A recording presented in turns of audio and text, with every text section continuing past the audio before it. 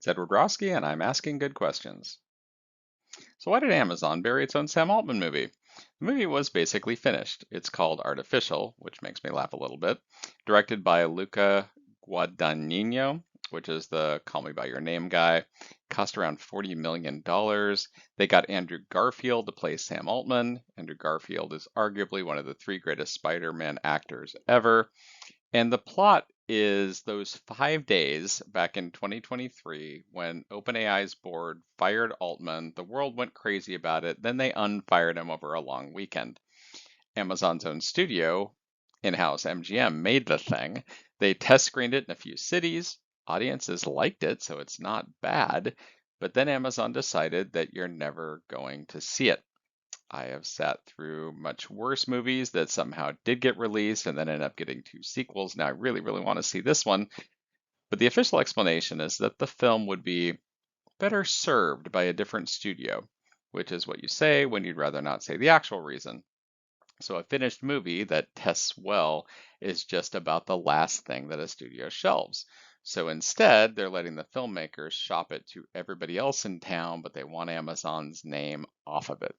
Well, what changed between the making it and the burying of it?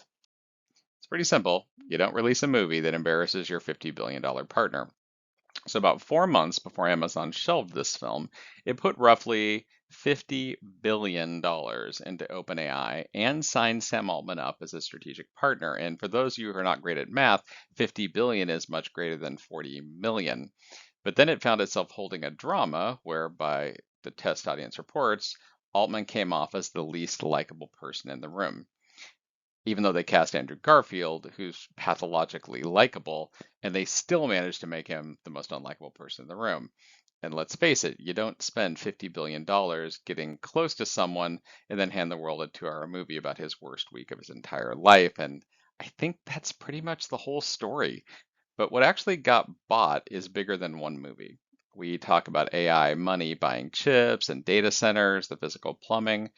This is that same money, but it's buying a say in which version of the story is told about you. For what it's worth, I'd happily watch it, though I also watch basically everything about AI. Nobody, I watch basically everything about everything.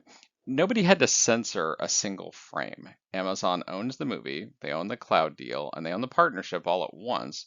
So the film is kind of the cheapest thing on that list to set down. Well, when the people paying for AI also own how AI gets shown to you, what aren't you seeing?